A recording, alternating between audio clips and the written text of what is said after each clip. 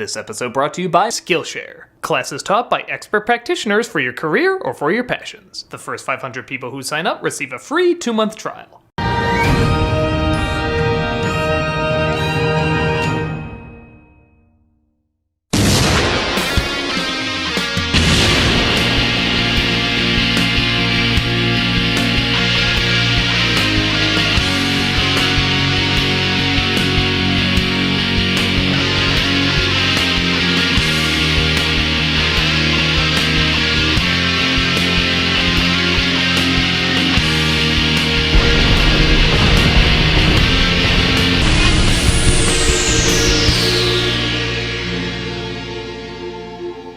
Hello, I'm the Nostalgia Critic. I remember it so you don't have to. My God, that was amazing. Even better than I remember it. I spared no expense.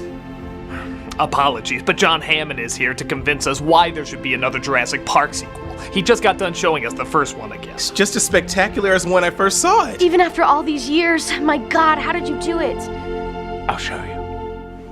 Now, this is a Jurassic Park movie. Hello, I am a Jurassic Park movie. But if we were to take just one drop of the movie's genius...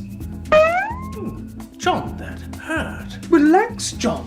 It's all part of the miracle of lazy cloning. Hello, I'm a Jurassic Park movie. Hello, Jurassic Park movie. Hello, I'm another Jurassic Park movie. Hello, Jurassic Park movie. By creating the same thing over and over with a drop of the original genius, we can have as many Jurassic Parks as we want. Remarkable! Remarkably remarkable. The lack of humility before great filmmaking that's being displayed here staggers me. Oh, lighten up. Yeah, I just want to relive my nostalgia without questioning why I'm a social media addict who doesn't like change. Now, let him talk. I want to hear everybody's viewpoint before I automatically disagree with it. I mean, don't you see the danger in what you're doing here? Jurassic Park is one of the coolest, most groundbreaking movies ever made, and you wield it like an Alien vs. Predator sequel. I don't think you're giving our sequels enough credit. Haven't you noticed each sequel is getting dumber with every clone? I'm Jurassic Park 3. I put numbers in the titles now. I'm Jurassic World. Somehow not saying Park makes me a reboot. It's like that Michael Keaton movie from the 90s no one remembers. The Paper? No. Speechless? No. My Life? No. Desperate Measures? No. Jack Frost? No. Much Ado About Nothing? No. One Good Cop? No. Pacific Heights? No. Multiplicity? That's the one. Oh, come on. Each sequel has a ton of great scenes. 2. Huh? 2 great scenes. That's what our scientists figured out. You only need 2 great scenes to keep people coming back. Lost World had the glass breaking and the T-Rex running in the city. 3 had the pterodactyls and the T-Rex fight. And World had the opening and that ending with the T-Rex. Oh, mommy, look at the T-Rex, and then she's running around in her high heels, and then Blue comes out of nowhere, and before you know it, the Meg jumps out of the water, and then Chomp, and everybody's applauding, going, goodness gracious me. So by having only 2 good moments, we could have the same idiot characters doing the same idiot things, and nobody cares. You stood on the shoulders of geniuses to accomplish something as fast as you could, and before you even knew what you had, you patented it, and packaged it, and slapped down the plastic lunchbox, and now you're selling it. You're selling it. Well, Does anyone else feel weird that he's getting the Ian Malcolm dialogue? Because my name is literally Malcolm. how long is it gonna take before doing the exact same thing over and over doesn't lead to 2 great scenes anymore? I hate to interrupt, but what are your sequels doing? Oh, feeding Grant? Grant! No! You cannot feed that much! I knew it. They're devouring the original, so now there's nothing original left. It's like that terrible 90s movie with the awful CGI. Deep Rising? No. The Relic? No. Lost in I Space? don't understand! These shitty sequels still make money! Yeah, but you got so occupied thinking if you could, you never bothered to think if you should. Again, literally Malcolm. I just don't know how this is possible! Well, this is just like what happened with today's movie, Jurassic Park Well, Fallen Kingdom. obviously, we all knew you were making that comparison. Well, do you know why kids love the taste of Cinnamon Toast Crunch? Yes. Will you tell us? No. Aww.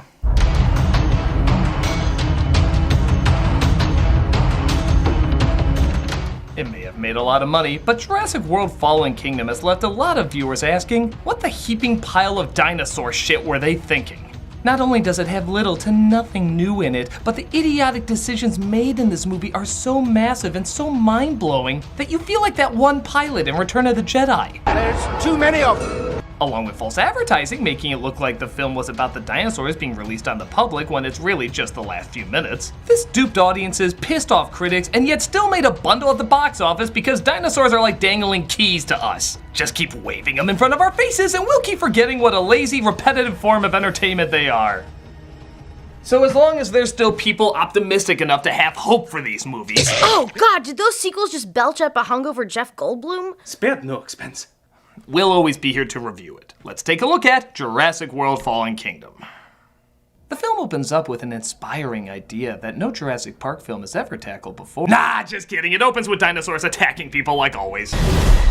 These guys are sneaking into the now closed park due to reconstruction and peeling tourists out of teeth, as they know this is a dangerous and illegal mission, so they smartly bring no weapons at all. What? What is going on? I can't hear you! I don't know what this means! What does this mean? Is this a gang sign? Are you in a gang? Don't join a gang! Hey look, the T-Rex. Oh. Yeah, it's not even really a big deal anymore. In the first one, she almost outruns a Jeep. In the second one, she can't catch up to a crowd of people. And this one, she can't catch up with Homer Simpson's voice actor. I'm a who cares? Okay, never laugh in a survival film unless you want your obvious death to be accompanied by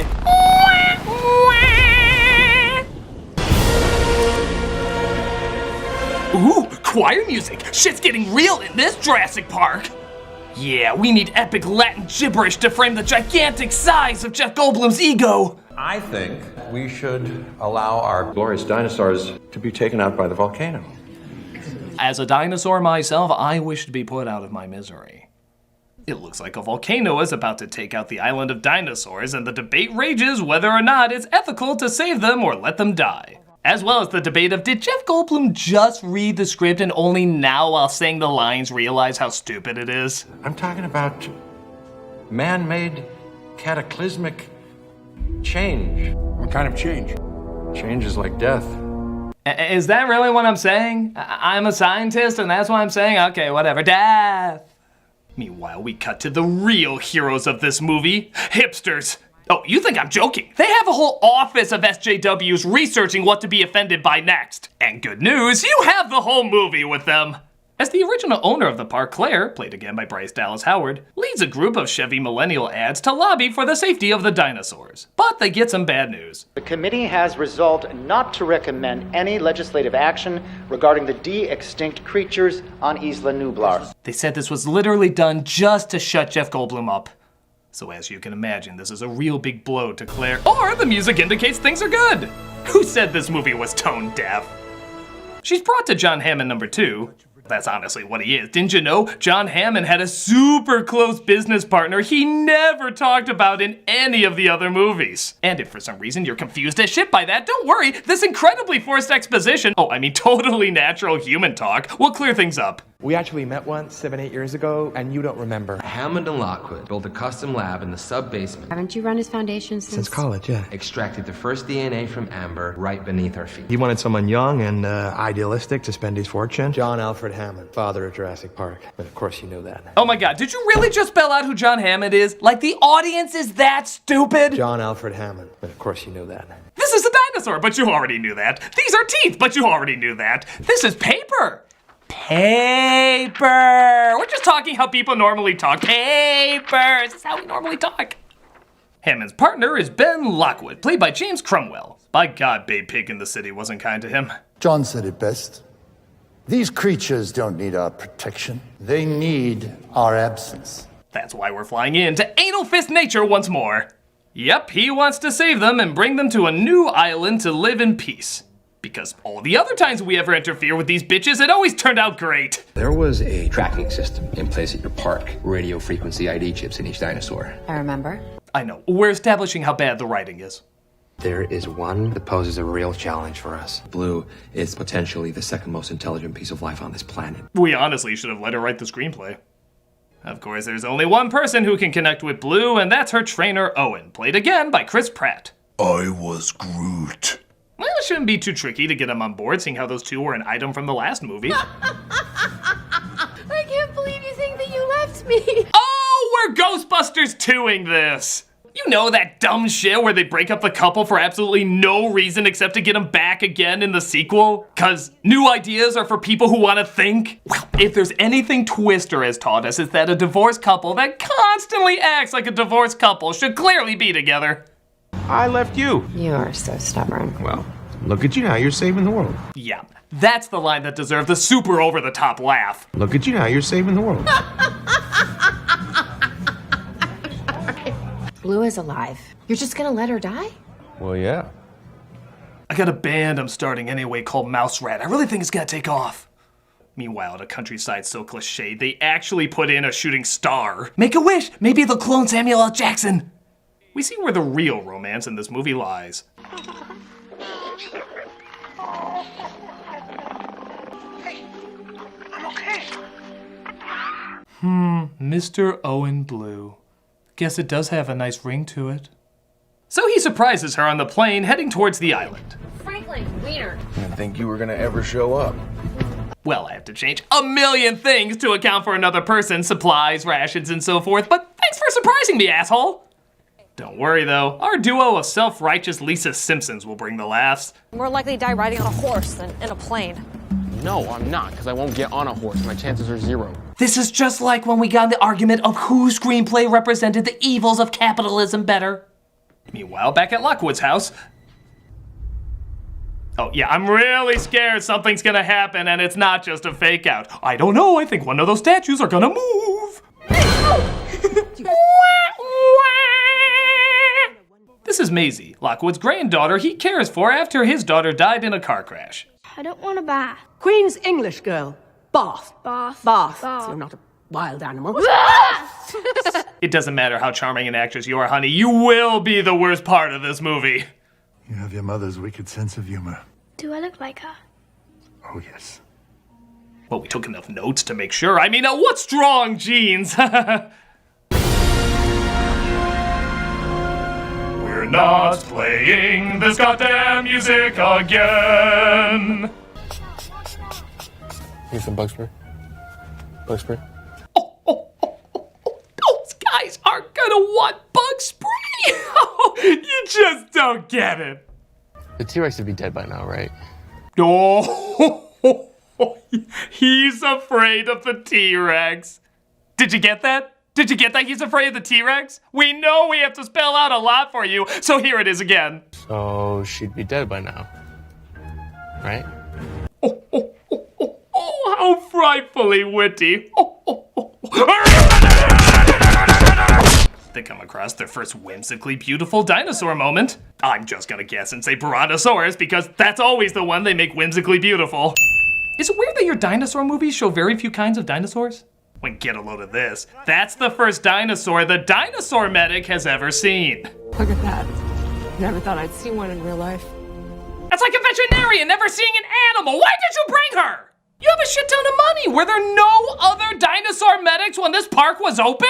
Or did they just not have the badass woke blogger spunk that she has? Miss, things could get hairy out there. These are powerful sedatives. One too many and she could have respiratory failure. Also, I'm not as soft and witless as your comment implies. Well, at the risk of questioning the towers of conventional cliche this movie is breaking down, I will ask the same question I asked in Van Helsing. When does she get kidnapped? Fight the good fight, Wonder Woman. They come across the original car that fell with Dr. Grand and Timmy in it.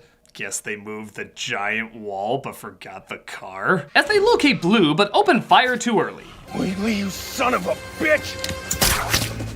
Cool, so a dart they just said could possibly kill a dinosaur just knocks out Chris Pratt, providing a comedically goofy moment when the volcano explodes and he has to outnumb his body to outslither the lava.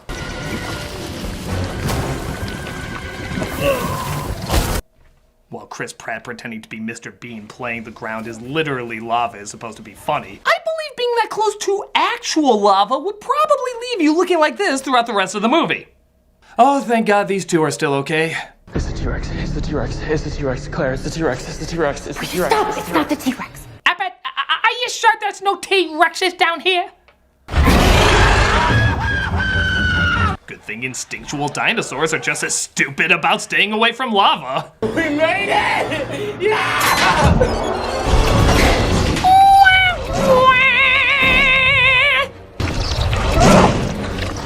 Yeah, go up, you dumbass. Go up. Go up! Christ, even Shaggy and Scoopy are making fun of what a coward you are. Wow, what a pussy! Holy... Ah, yes, this movie can kill tons of people, but it can't say the S word. The cementing of the PG-13 genius continues. Oh, yeah, that'll work. Oh. Okay. I thought that only worked with Coke machines and Dennis Rodman. Shows what I know. Get in! No, I have to stand still, slowly back away, and then just stare blankly at it rather than take a millisecond to step inside. They can't track you if you act really stupid. But the T-Rex makes her big entrance, which we already saw, so it's not a big deal, but man, they try to make it one. You know she really is a drama queen. She's like the ultimate photo bomber. I can totally see a post on her Instagram being like, Oh my god, guys, I just happened to be roaring for no reason when a volcano totally erupted. What are the chances, right? Like and follow or I'll eat you. Bye!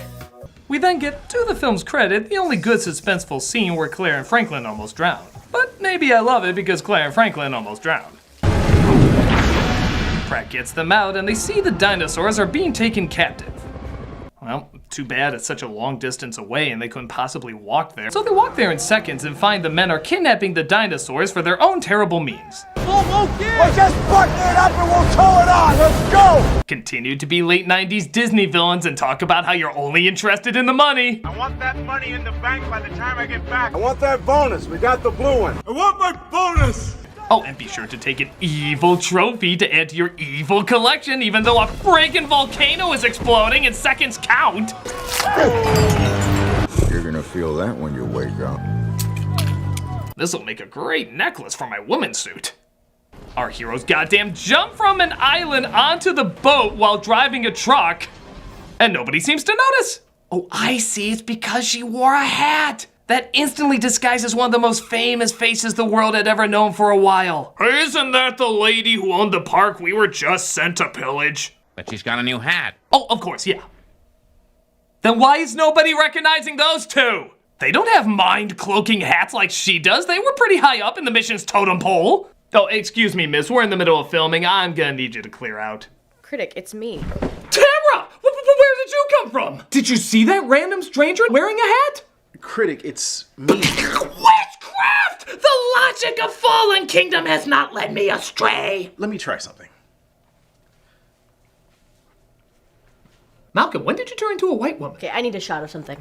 Witchcraft!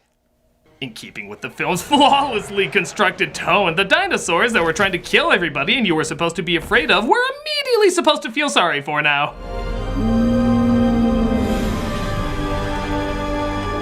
Wow, it's like that incredibly smooth transition they had in the first film. Can I touch it? Sure. Just think of it as kind of a big cow. It's a roller coaster of emotion. That's not yet finished, but you're writing anyway.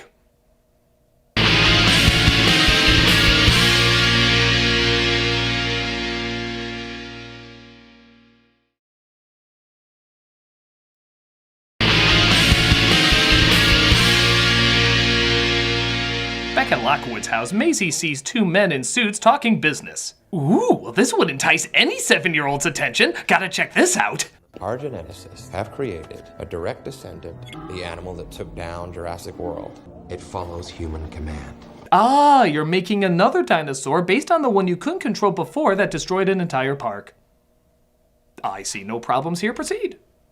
Maisie tries to let her grandfather know what's going on. They're going to sell the dinosaurs. They're bringing them here. Sure, you misunderstood. I know what I heard, Grandpa. Maisie, it's way past your bedtime. You were just like this the first time you were this age.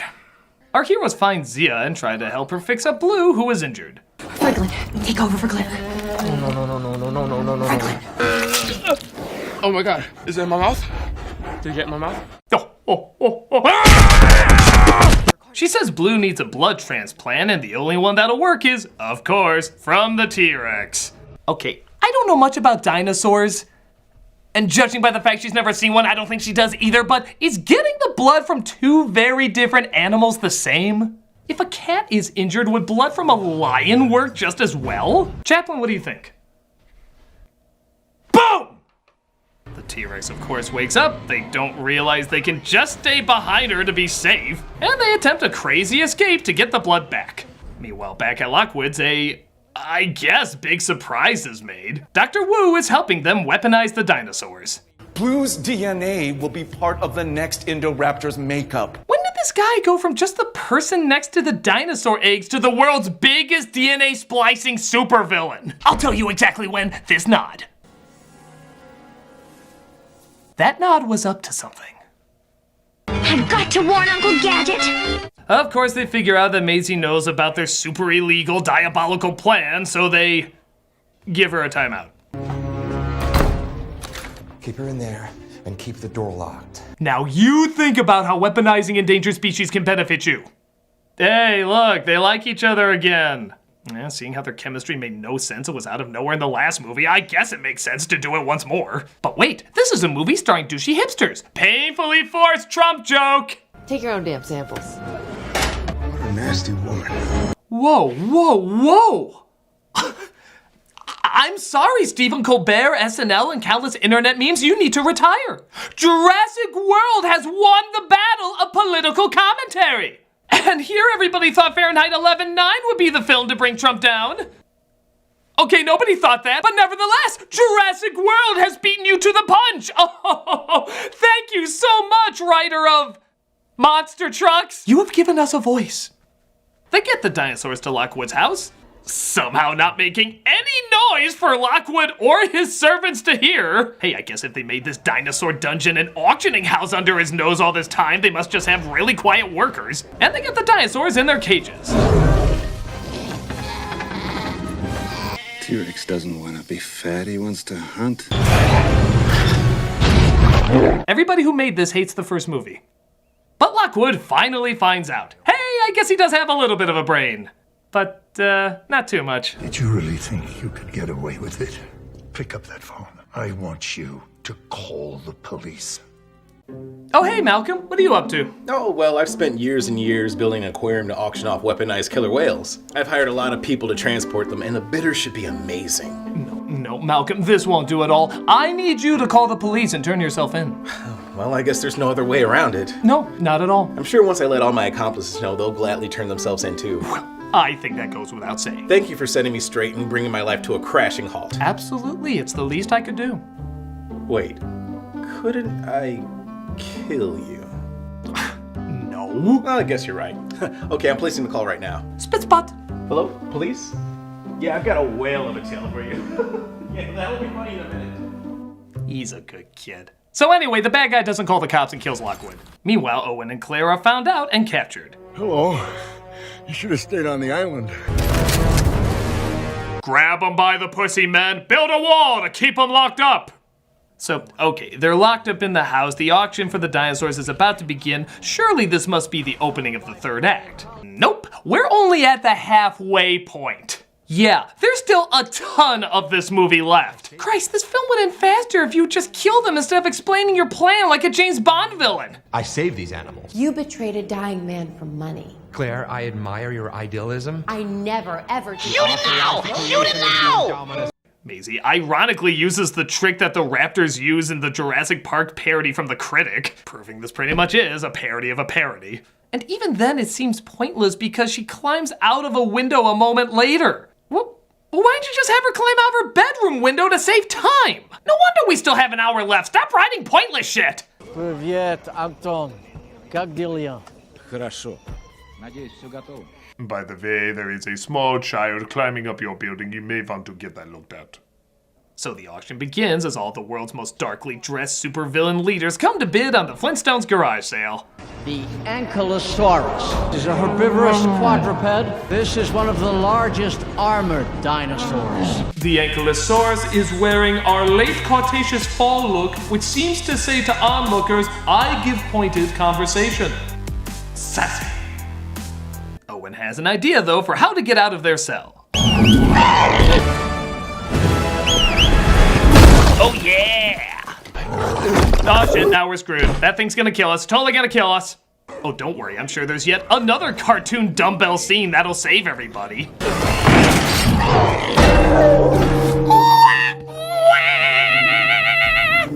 They come across Maisie and quickly earn each other's trust. My name is Claire. What's yours? Maisie. Maisie Lockwood. Maisie number 2 Lockwood. I always thought it was a weird middle name. Meanwhile, they bring out the leftover Rex and tell them it's not being bid on because it's only a prototype. Then why are you showing it? Are you trying to cement your place in the ever-growing dinosaur auction market? I feel like you got the seal on this for a while. 20 million! 21! They bid on it anyway, which once again is a pointless scene because Owen comes in to stop them. Again, you could have cut that and not miss shit. There's clearly blame on both sides for this. Some of you are mighty fine people. Of course, dumbass goes into the cage of, I guess the best thing to call it is Coke 3-osaurus. To what else? Get a tooth for his tooth collection. What follows is amazingly not the stupidest thing in the movie.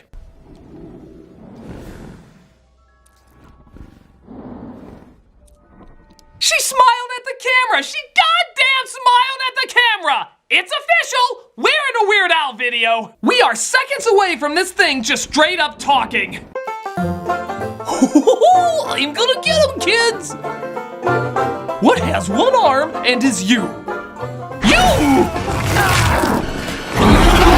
Make Jurassic World great again! Oh, but don't think on top of that you're not getting a wah-wah moment too!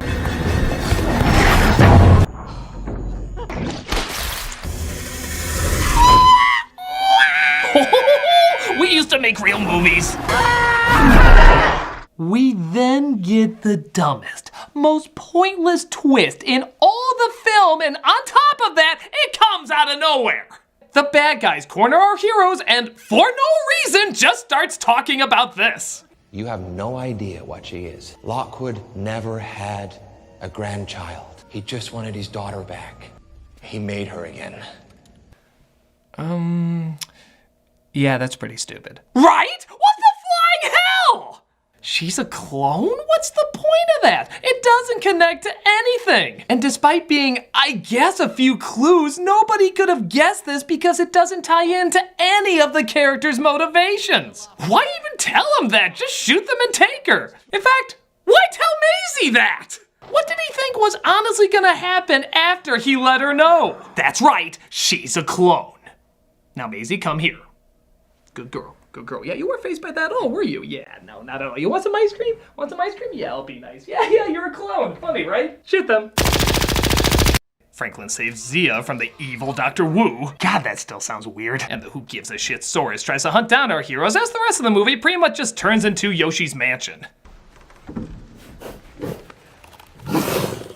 Boy, this weaponized killing machine is kind of a dumbass. She can't even find them when they're literally under her nose. And even when she does, she's so goddamn clumsy, you'd swear the Scream Killer gave her stalking lessons.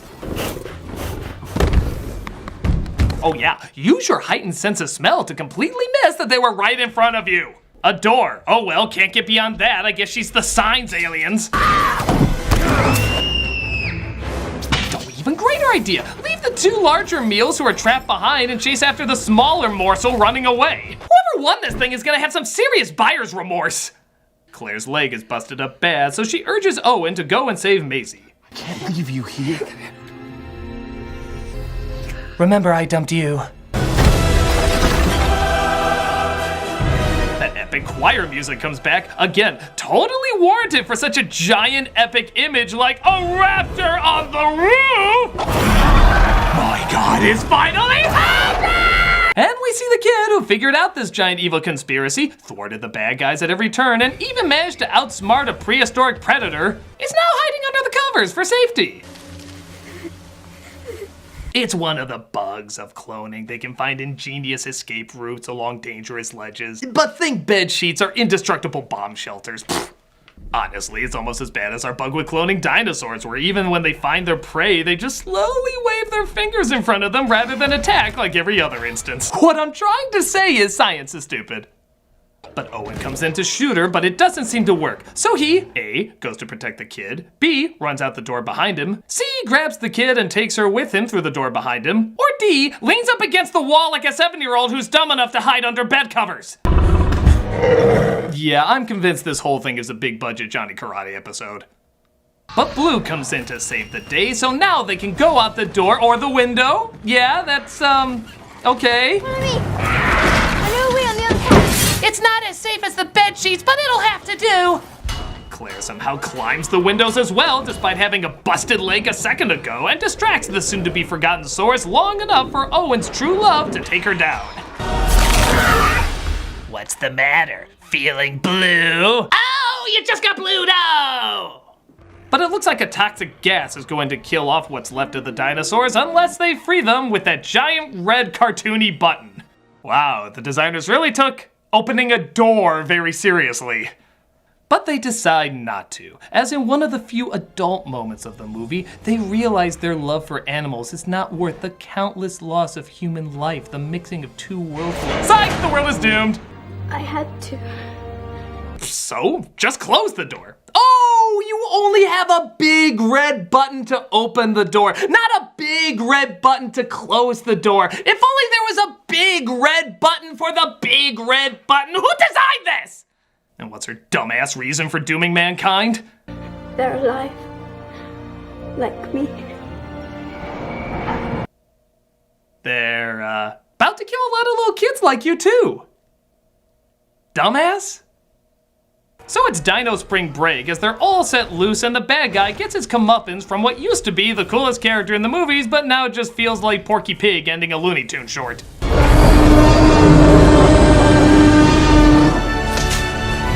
And it looks like Blue has to part ways too. Tell that crazy kid thanks. Whenever I eat a buffet of Girl Scouts, I'll always think of her. So yeah, this movie ends with dinosaurs getting ready to eat up mankind.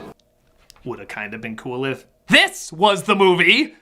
It's almost as confusing as where the hell did this one come from? Was she captured in a sea tank that also opened up with the door? Or did she literally swim all the friggin' way to a California beach? And what's even more confusing is apparently we're supposed to have sympathy for our adorable angel of death. But all I can think about is Malcolm McDowell describing Michael Myers. These are the eyes of a psychopath. But in the end, Jurassic World Fallen Kingdom pulls it all together because of this incredibly spelled out lesson. They're alive. Like me. Which goes against this incredibly spelled out lesson. These creatures were here before us, and if we're not careful, they're gonna be here after. Which doesn't really match up with this incredibly spelled out lesson. These creatures don't need our protection. They need our absence. But at least we can all agree. But soon they're gonna have to watch them go extinct. Or not. If people like you make a difference. It's like when we have a lot of messages that say opposite things were incredibly complex. Or really transparent, we couldn't decide on what message we wanted. This movie's awful!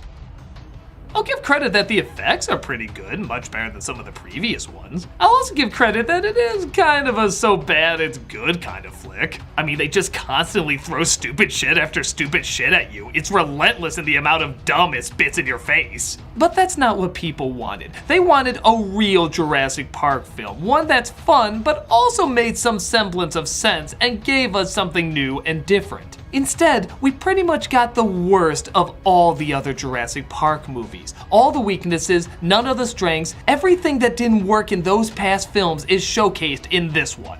It's stupid, it's corny, it's pretentious, and it's preachy, even though half of the time it doesn't know what it's preachy about.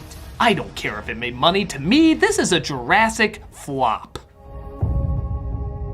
Now with the next Jurassic Park sequel, everything is correctable. John. Box office is a matter of sheer will. Well, it's still a flea circus. It's all an illusion. When we have a better script... You never had a script! That's the illusion! We were overwhelmed by the first film, but now all that matters is not having another alien covenant. Welcome to Jurassic Covenant. I like the sound of that. Oh my God. I'm the Nostalgia Critic, and I'll see you at Jurassic World: The Legend of Curly's Gold.